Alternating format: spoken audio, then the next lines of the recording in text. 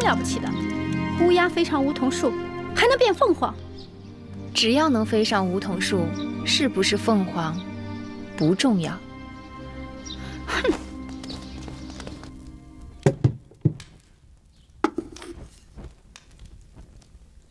怎么又是肉糜面汤啊？我昨日不是说了，秦国之地的麦子过于粗粝，尽是麦麸。我想吃楚国的大米。都怪婢子记性坏，忘了王后的叮嘱，奴婢这就去让膳房重做。算了，就这样吧。这几日胃口有些过于古怪，时好时坏的。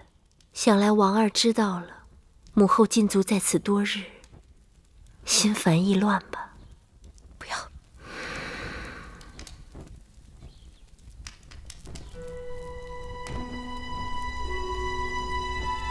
玳瑁姑姑啊，汤勺。哦。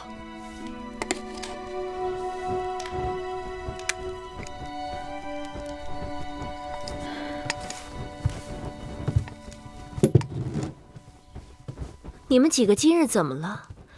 个个像丢了魂似的。珍珠，说。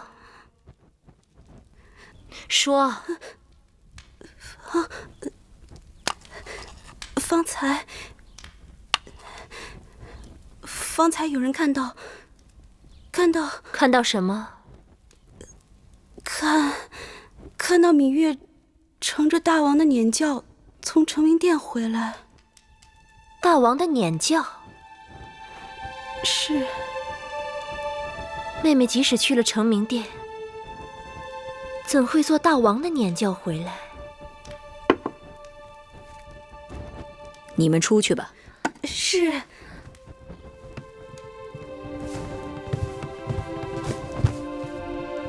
禀报王后，大王昨夜临幸了芈月。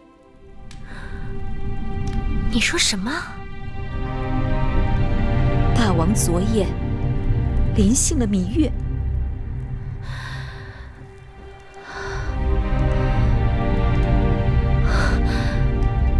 可芈月与我有约，只协助我主持后宫事务，绝不侍寝。他若是真心想侍奉大王，我早就可以给他安排了呀。都怪奴婢愚钝。前日，芈月曾因弟弟魏冉犯了宫规，而被魏夫人要挟，求告王后出面搭救。奴婢怕魏夫人借此事滋生事端，算计王后肚子里的孩子，就没让芈月见你。不料，她转身竟然干出这种事来。这就是姑姑的不对了。芈月有难，姑姑怎可趁人之危故意作对？不是奴婢要与她作对，只是她的性情跟手段实在让奴婢替王后担忧啊！此话荒唐。王后想想，自打进宫，芈月表面上事事依附于王后，实际上她事事抢了王后的风头。芈月绝非是甘于久居他人之下的女子，一旦有机会上位，她定会成为王后的劲敌。因此，奴婢本想借水推舟，把芈月赶出秦宫，没成想这一推，竟将她推到大王的睡榻上去了。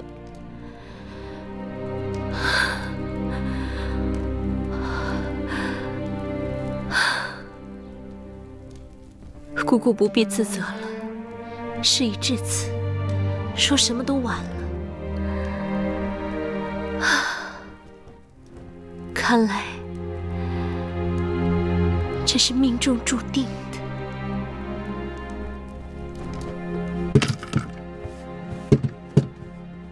这些东西是大王让我们送过来的。大王说，芈月平日衣着过于简朴，让芈月拿来装扮点事的。谢大王恩赐。行了，这宫里头还有别的事，我就不在你们这儿讨茶喝了。你们忙你们的，小的告退了。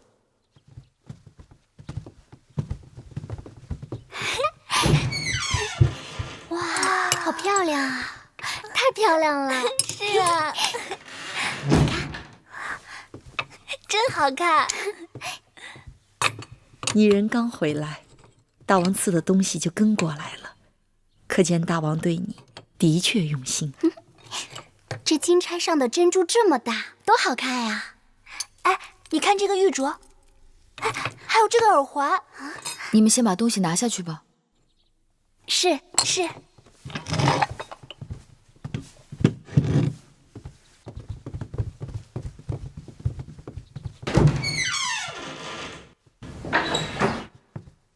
我看你回来，就一直心事重重的。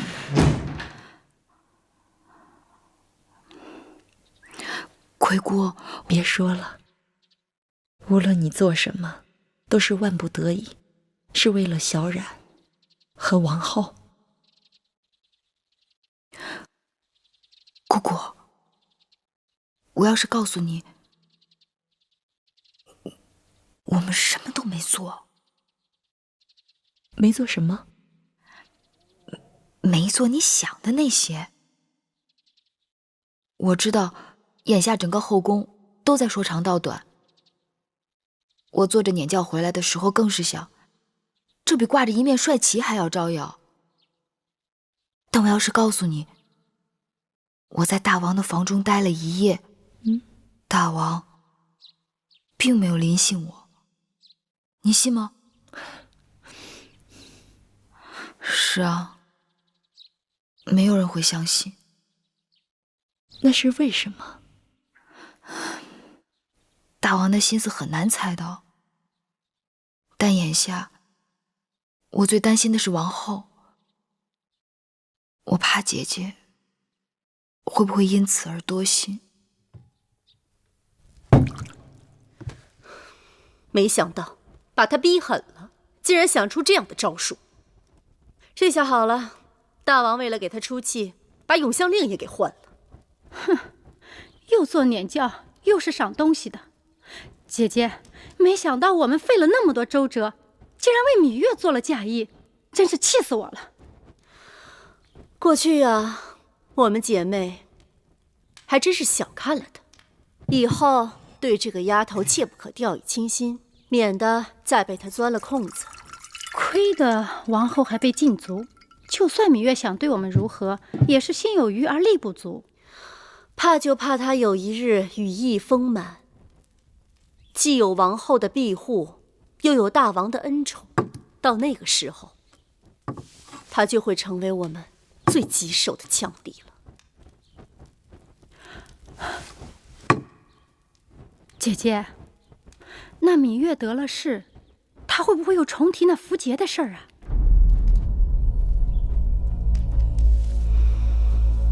那铜符节被公孙衍拿走之后，我曾派人催要过数次，却无结果。这可是悬在咱们头上的一把刀啊！看来一定要想办法，尽早把这符节讨要回来。嗯。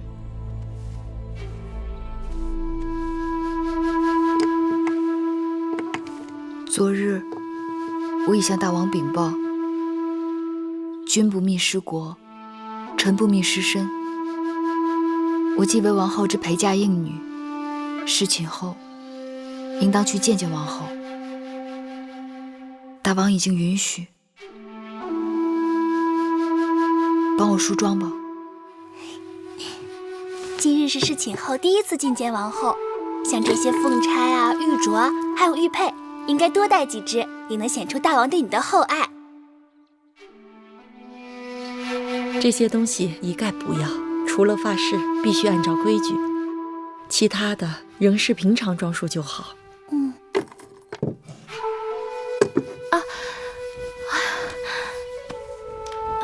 王后有何不适？王儿在踢我。别看小公子在王后肚子里人不大，脾气还不小呢。当年威后怀王后的时候，王后在威后肚子里可乖巧了。威后命人把宫里头摆满了鲜花跟果子，还把寝宫里所有硬的地方都用芦絮给包起来。王后出生后不仅漂亮，性子也柔顺。眼下，谁来给我摆鲜花水果？谁又来包起这宫里的芦絮？难怪王儿心里郁闷。王后放宽心，我把给小公子做的衣裳先收起来。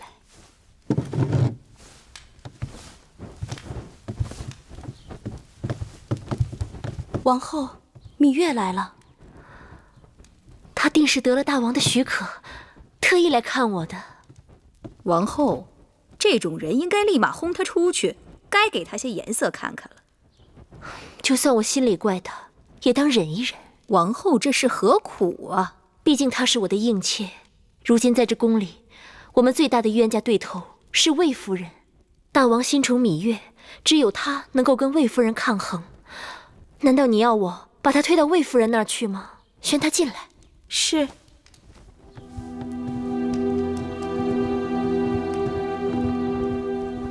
姐姐，大胆芈月，你既侍寝受大王宠爱，就该按规矩给王后行大礼才是。不必了，她如今身份不同以往，用不着对我行这么大的礼。姐姐话里话外，这是在怪我。我哪能怪得你？在宫中能够乘坐大王辇轿的，你是第一人。你若在我面前多礼，岂不是折煞我？姐姐不仅怪我，而且意气用事。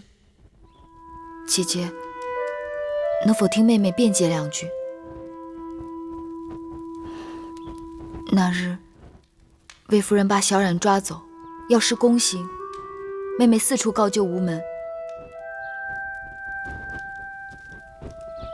只好拿着梦莹的令符去找大王。姐姐知道妹妹一无所有，我只是想用自己的命去换小冉的命罢了。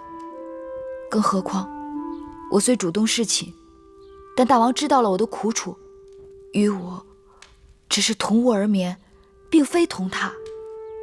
你说什么？你与大王并非同榻共枕？是。玳瑁姑姑，你好大胆！玉儿是我妹妹，她受了这等委屈，你竟然隐瞒于我，害得她不得不违心去找大王求情，你是何居心？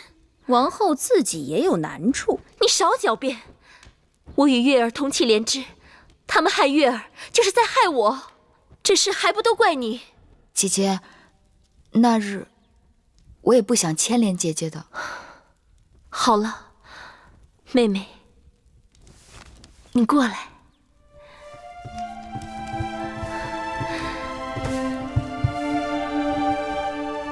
祸兮福兮。其实，当我得知大王临幸你，姐姐心里还是替你欢喜的。早先，你总说你要走，姐姐唯恐哪一日，我们姐妹就真的分开了。现在可好了，你可以安安心心的留在宫中，我们姐妹从此长相厮守，互相帮衬。珍珠，去把我那套紫玉镂金的首饰给我拿来。那套首饰最为贵重，王后平时也不常用，奴婢一时想不起放在哪儿了。就在我床头放珠宝首饰的匣子第2层，快去吧。是。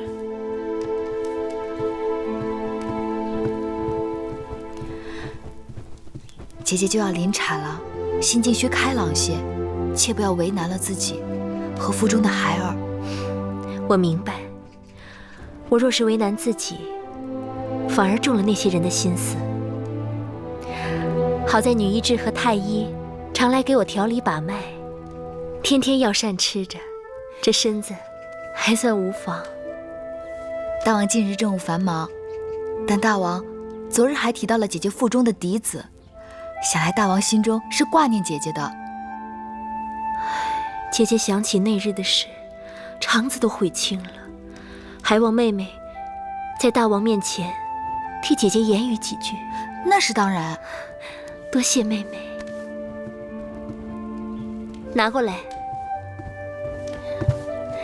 无论怎么说，妹妹也算是侍寝了，我理当送你一套妆奁，给你贺喜。这套首饰是姐姐最心爱的，你收好，就当姐姐的一点心意。这只怕不妥，这套首饰太过珍贵，妹妹承受不起。再妥当不过了。只要妹妹与姐姐一条心，姐姐愿意倾其所有。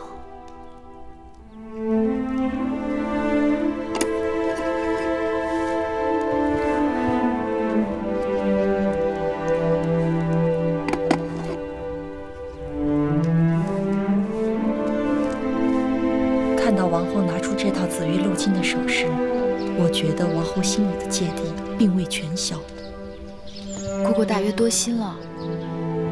王后本是心地纯良之人，我已将实情一一相告，该是没事了。话是这么说，可从小到大，她都在高处，你在低处，她早已习惯了俯视咱们，怎能甘心养成鼻息？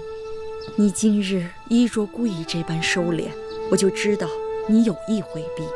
真希望王后能明白你的苦心。姐姐临盆在即，能让姐姐真正开心的是解除对她的禁足令。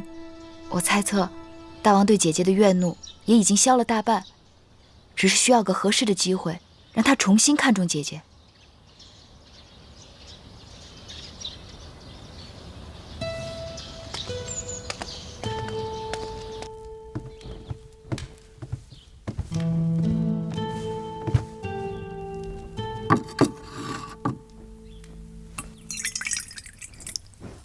王后喝口水吧，让芈月搅和了半日，身子肯定乏了。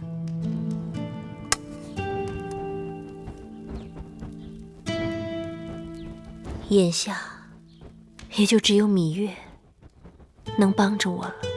盼着大王对他能有几日新鲜劲儿。大王并未临幸的。是啊，这说明芈月并未入大王的眼。姑姑没有明白，我虽怀着大王的孩儿，但大王对芈月却是更用心。大王知道芈月的心思，竟没有勉强她。女人能让男人珍惜到这一步，那男人还不被那女人攥在手里。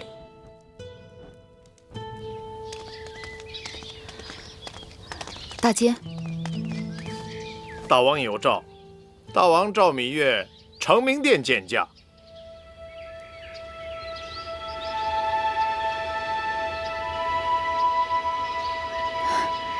请容我梳妆。好。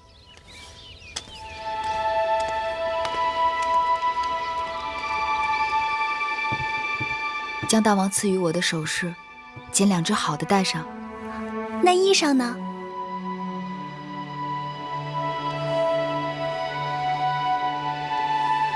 就要那件鹅黄色的吧。姑姑，你说呢？好，不过于艳丽，也不落于平俗。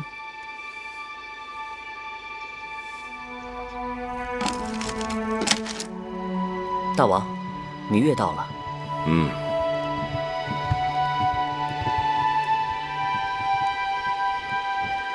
拜见大王。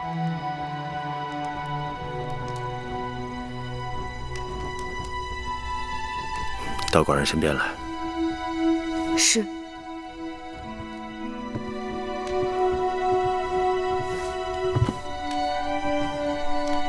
护目一笑，峨眉曼质，容则秀雅，雉出言志。寡人正在读屈子的《楚辞·大招》，果然写得很好。大王喜欢？屈子真是神来之笔，写楚国美人，栩栩如生。楚国美人，并非仅仅朱唇皓齿，而且彼得好贤，习以督之。有道理。花容月貌，抵不上兰心蕙质。过去只知道屈子恨寡人入骨，巴不得烹而食之。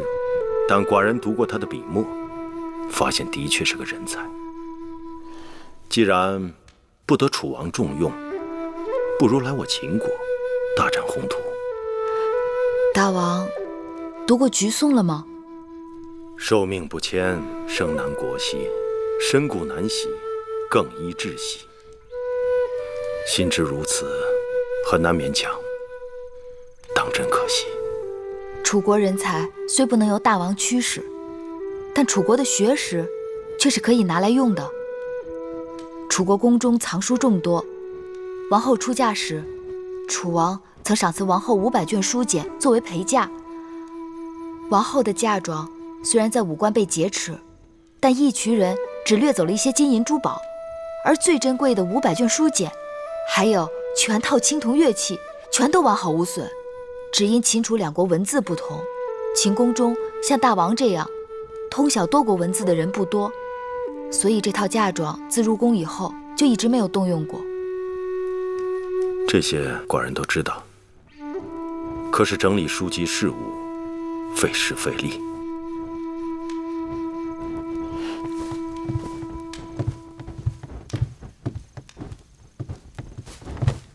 王后请求大王准许芈月带着懂得秦楚2国文字的人来整理书卷，重训越人，让楚国的学识在秦国不至于明珠蒙尘。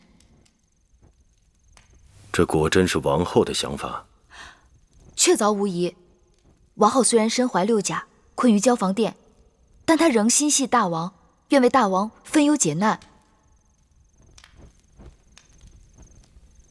难得王后一片苦心。只不过前一阵子对待张子一事，她未免糊涂，乱了名分规矩，寡人不得不罚她。不知大王是否知晓，芈月曾在会院种过从楚国带来的杜若，一大把种子撒下去，能存活的仅寥寥几株。可见草木都恋旧土，人怎会对母国抛之脑后？何况远离母国艰难重重，哪有不惦念的道理？王后为人宅心忠厚，自来到秦国，事事以大王和秦国为重，但根未扎牢，有时难免心系旧土，关心则乱。但等到来年那杜若根扎牢了，秦国是他的基业，大王是他的靠山，他对旧土之念也就会渐渐淡了。人非草木，孰能无情？此话有理。寡人对王后也许是过于苛责了。明日下朝，寡人去交房殿看看她。天气越来越冷，寡人刚好让人做了几件上好的貂毛皮衣给王后护身子。多谢大王。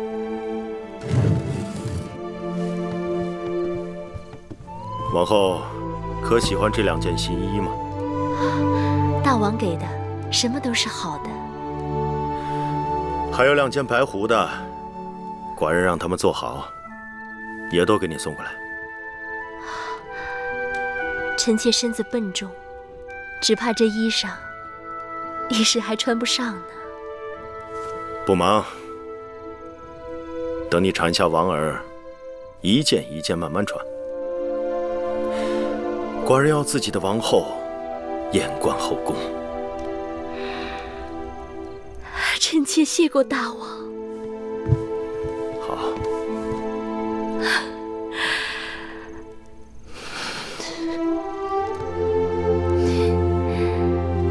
婉儿，不要再提我了。你父王过来看过你了。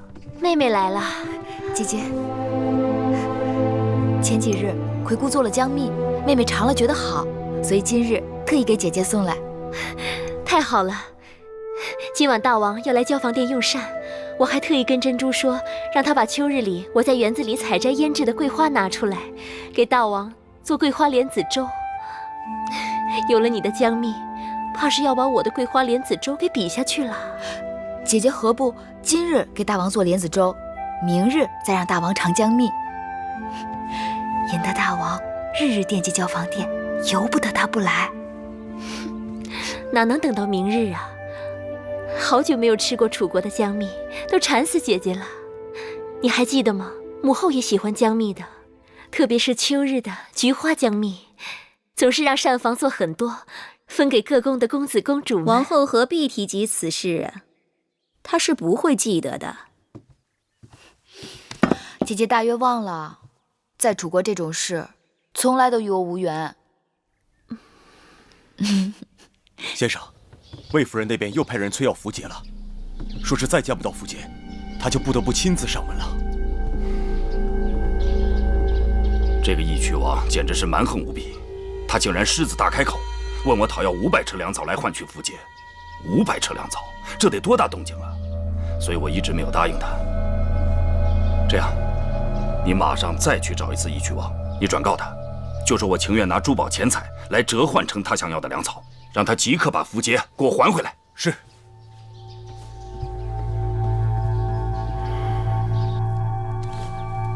小冉去哪儿了？这么长时间没有见到他。是啊，我也奇怪呢。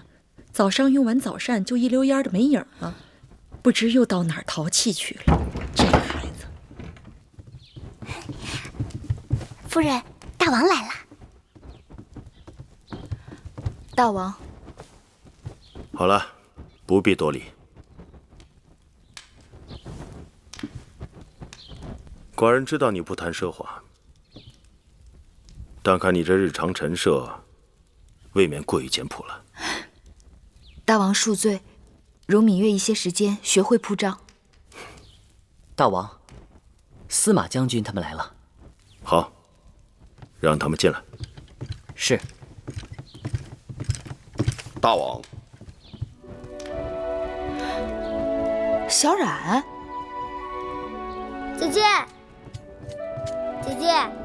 司马将军，这孩子怎么样？这孩子龙精虎猛，是个习武从军的好胚子啊！寡人有意将魏冉交与司马将军，带到军中亲自调教，你觉得如何？姐姐，小冉从小志向就是奔赴沙场，建立军功。大王亲赐小冉良机和这身盔甲，姐姐切不可阻拦。可你年纪还小呢。谁说的？我都和你差不多高了，我已经是男子汉了。沙场的确凶险，刀枪无眼。这么小的孩子交与臣带他从军，芈月是要慎重。臣妾庇护得了他一时，庇护不了他一世。他身为男儿身，当早日自立自强，建功立业。大王深谋远虑，请司马将军收下他。芈月，快请起。好了，起来吧。芈月既然信任司马错，我定不辱使命。小公子，你这么小小的年纪就去从军，就真的不怕吗？有什么好怕的？我已经长大成人了，能够为姐姐和魁姑出头了。好，既然如此，就这么定了。2个月后，小冉随司马错离开咸阳，你们为他准备行装吧。谢大王厚爱，谢司马将军照应。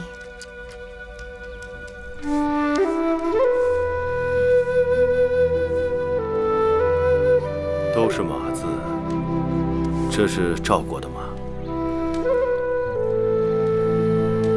魏国的马，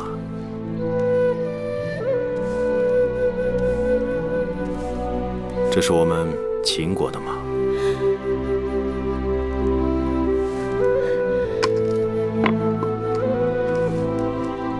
真的，果然每个国家的马字都不一样。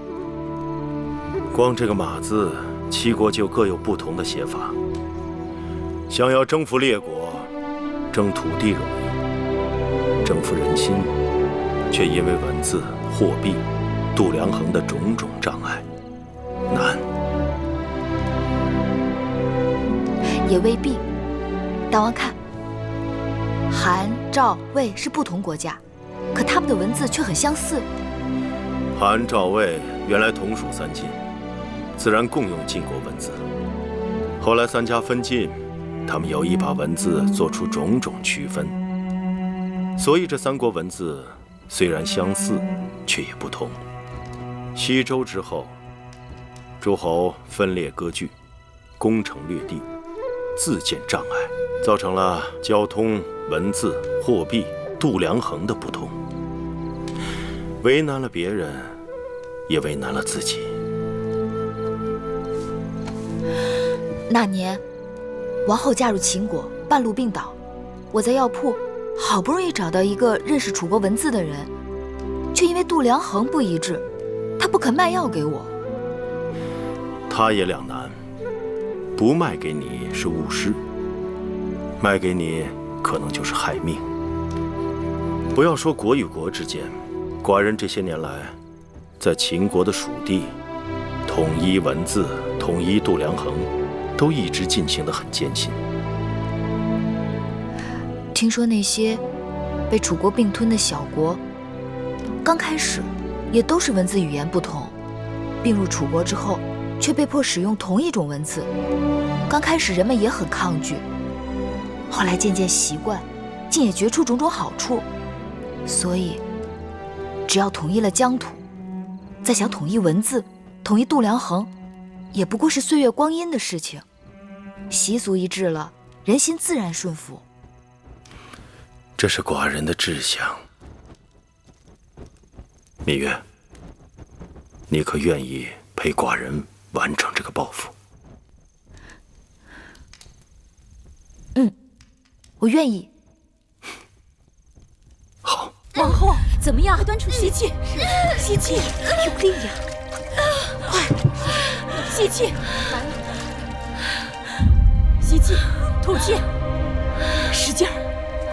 大王公公，我没力气，加把劲儿，王后用把劲儿，快，使劲儿，使劲儿，使劲儿啊！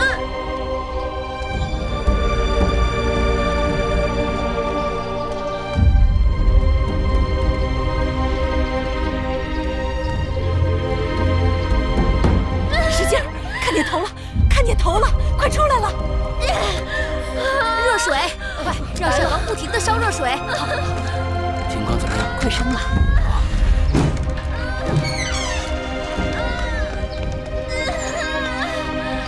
药的怎么样？大王，王后怎样？王后生产顺利。出来了，出来了！王后，坚持，使劲来了，使劲啊，王后，使劲啊！用力呀，王后！剪子。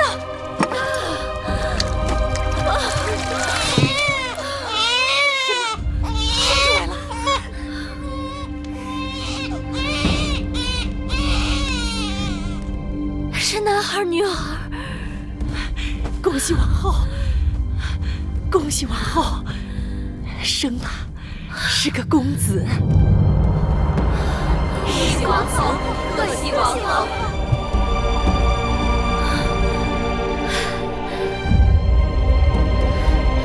快，抱去给大王看看。是，快快！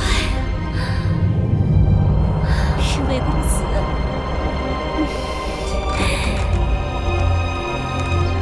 恭喜大王，贺喜大王！王后生了一位小公子，母子均安。恭喜大王，贺喜大王，喜结嫡子。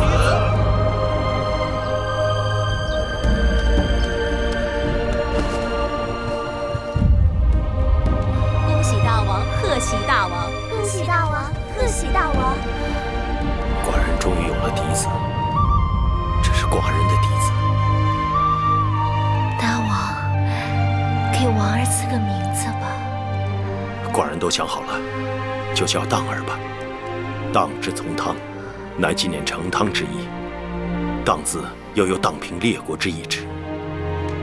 王后看如何？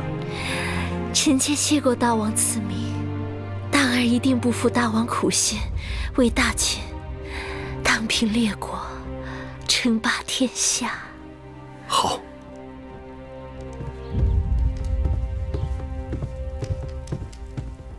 夫人，大王给王后的儿子赐名了。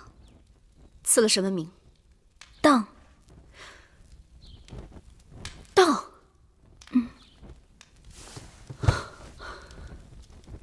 纪念成汤，荡平列国。是。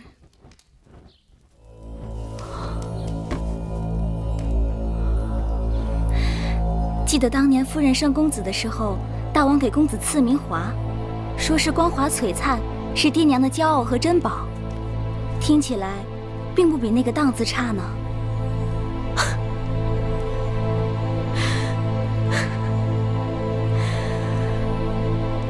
什么光华璀璨，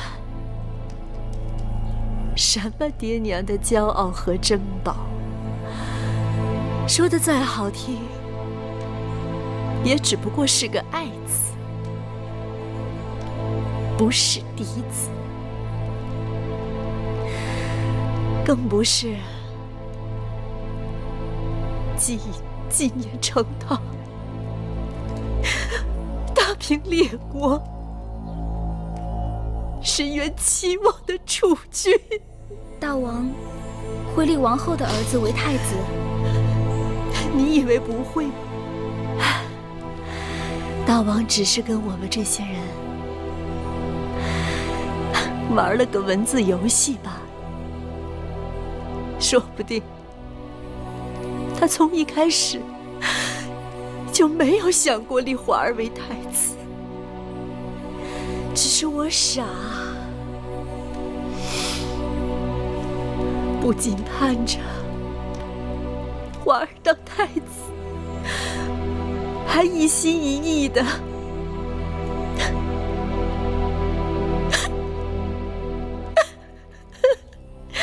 等着大王立我当王后呢。夫人，别过于伤心了。大王，今日我去看姐姐，姐姐为大王给荡儿取名而欢喜至极。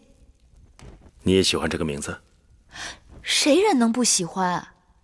哦，对了，大王，上次与大王提起唐夫人节俭，把每日省下的灯油一点一滴刮下来留用。昨日内府突然派人给唐夫人送去了10斤灯油，惊得唐夫人对着内府的人直抹眼泪。寡人为太子时，唐夫人就跟在身边，寡人理当善待老实人。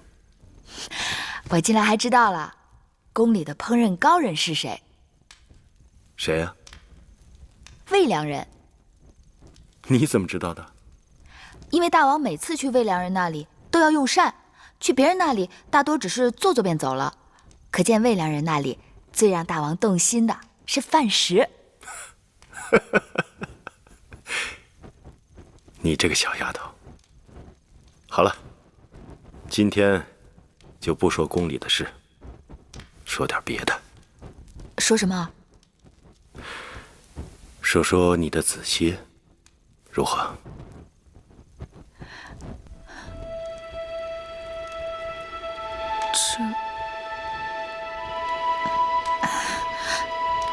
那只是些小儿女的故事，大王又不是邻家老伯，听起来只怕会无趣。那今日你就把寡人当成邻家老伯，如何？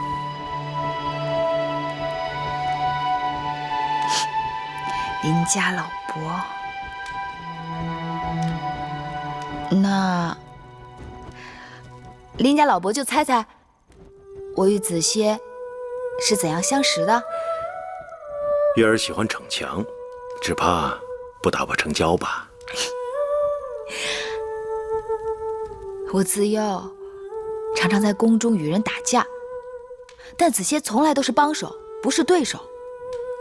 我与子歇的缘分，还是从我在膳房给弟弟偷糕饼开始的。皇歇谦谦君子，却要跟着你当小贼，真是难为他了。偷糕饼算什么？子歇跟着我，不仅在宫里偷瓜果，还偷草药，还曾把南后的后花园给翻了天了，连那宝官都被我打伤了。宝官是南后的侍从？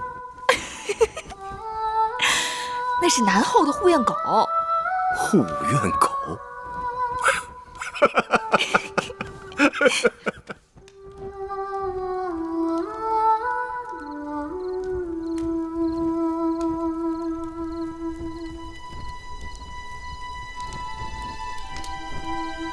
想要征服列国，征土地利，征服人心难，这是寡人的志向。芈月，你可愿意陪寡人完成这个抱负。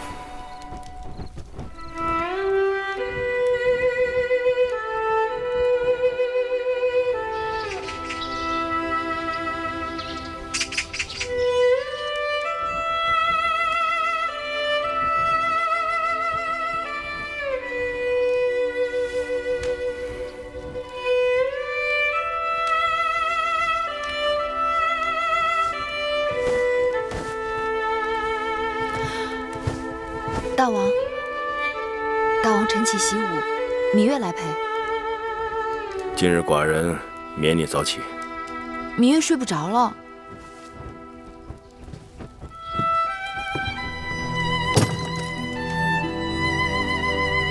那就替寡人更衣吧。是。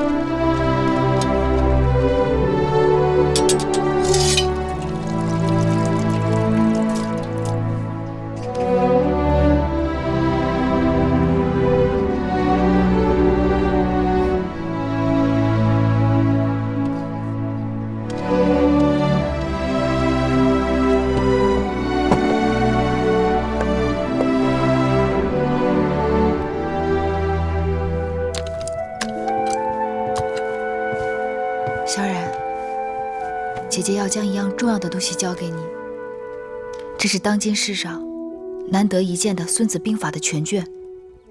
它既能教你领兵打仗，也能教你处事做人。战场龙血玄黄，有空多读一读，比带个先生在身边还有用。姐姐放心，做男儿铮铮铁骨，定不辱没姐姐对我的期望。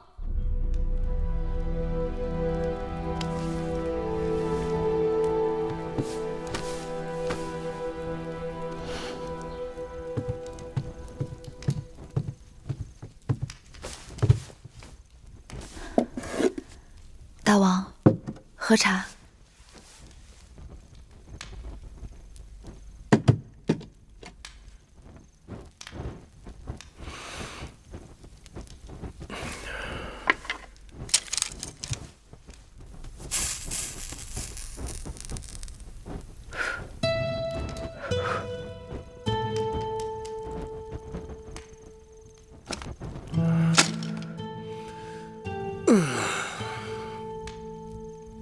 寡人累了，不看了，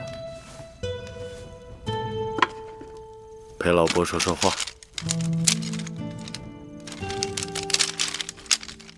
老伯想听什么？老伯还是想听听你的子歇。还说？每次都说他，都说了好多次了。老伯还没有听够，你就说够了吗？再说，那也是过去的事情了。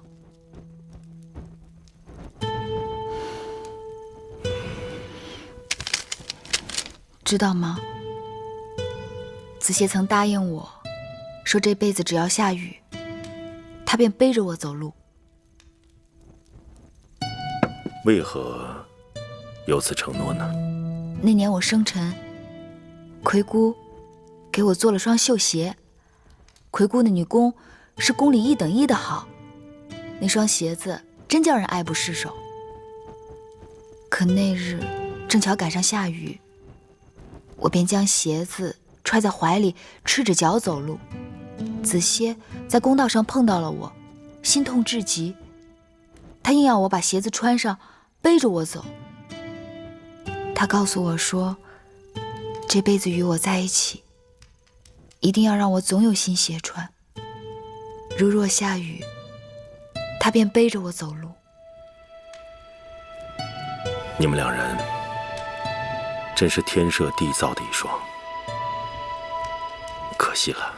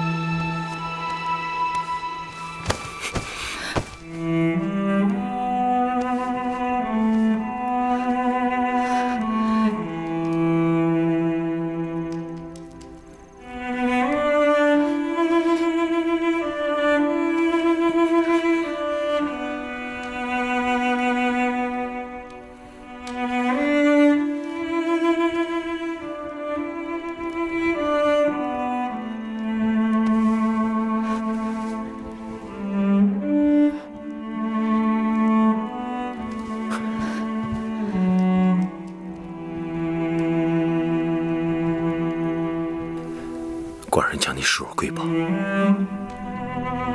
绝不要一丝一毫的勉强。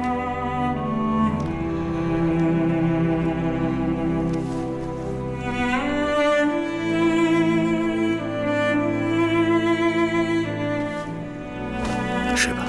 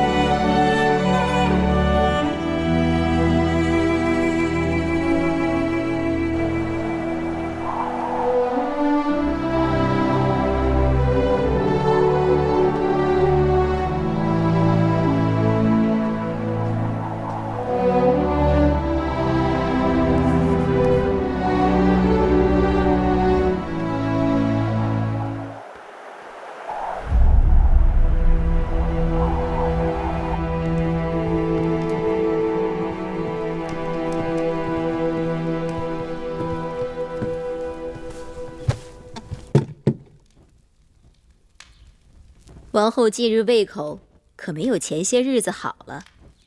奴婢让膳房用野山鸡熬了肉粥，王后尝尝。大王至今都没有临幸芈月。王后，王后，给我吧。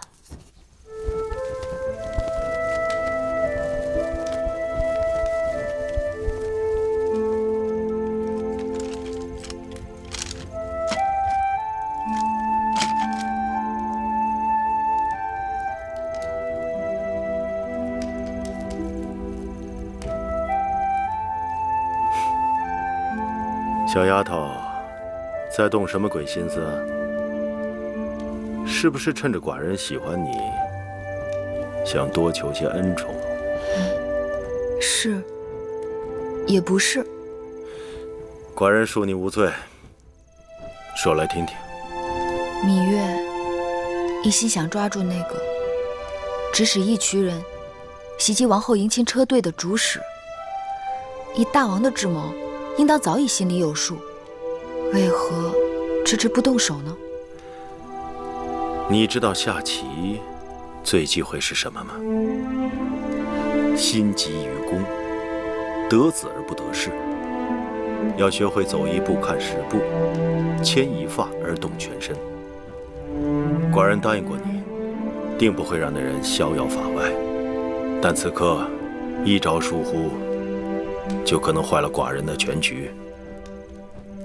行了，说说别的吧。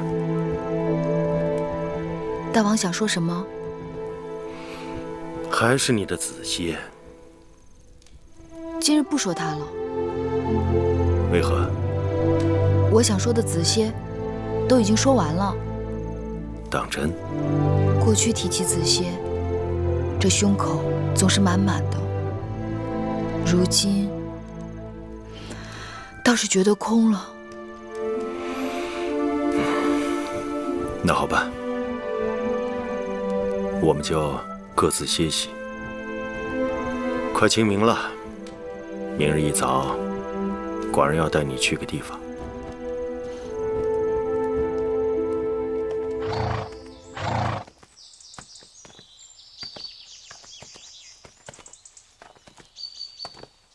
知道你在山崖边给黄公子建了土坟。前不久，寡人让母监把坟迁到这儿来，也好方便你时时祭拜。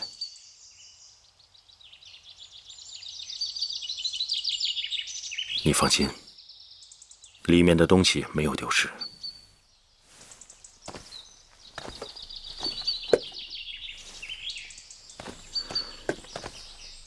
当初黄公子定把此物看作瑰宝，寡人也同样珍视。既然心目已建好，还是由你把这东西放到墓穴里去吧。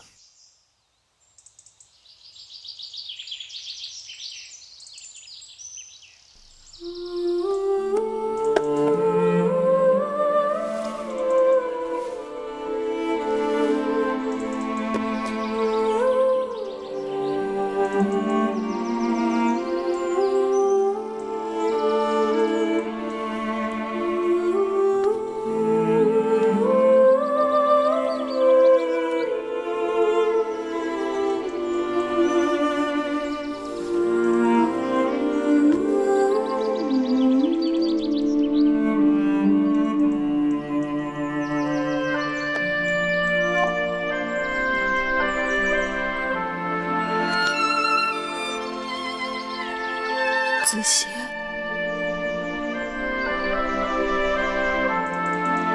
大王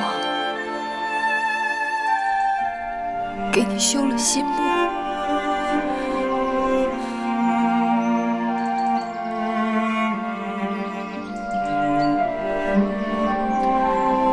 以后我年年都可以来看你了，你再也不会孤独了。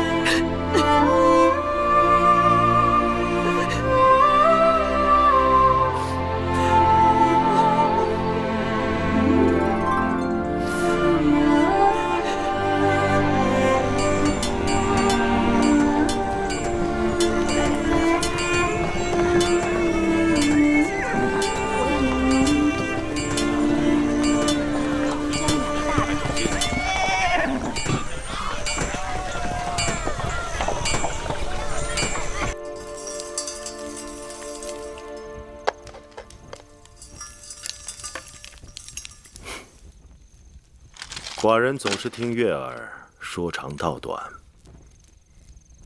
但从未听你提过父王。魏后待你刻薄，难道你父王也待你不好？父王，父王待月儿再好不过了。如何这好？父王是月儿的大老虎，我是父王的小老虎。嗯。儿时，我常到父王的大殿里去玩，我觉得父王一个人坐在大殿里很寂寞。我吃着父王案头的点心，还给父王捶背。父王要是批奏章批累了，他就会背着我在大殿里转悠。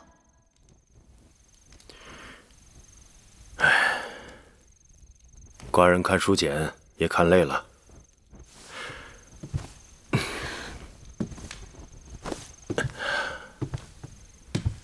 来吧，小老虎，寡人陪你做回大老虎。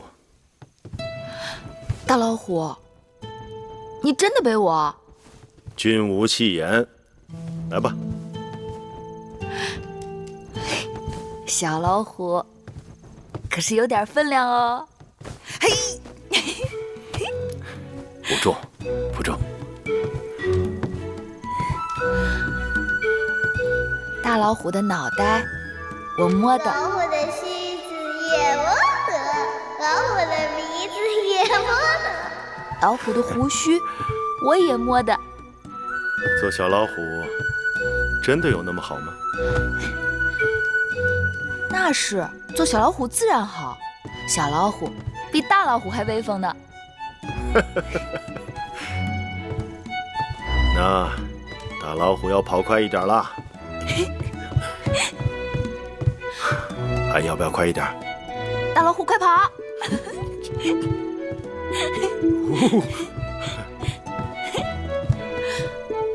准备好了没有？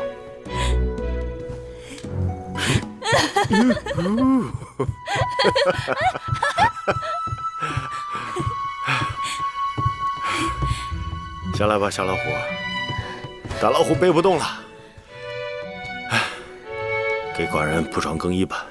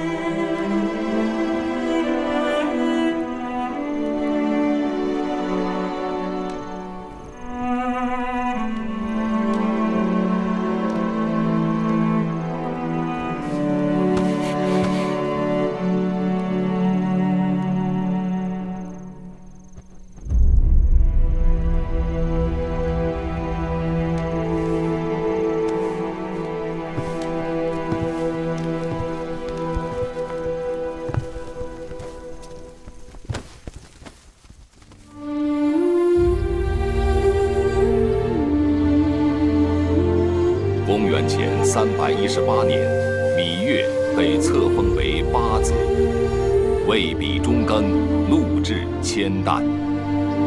从此，芈八子成为他一生的名字。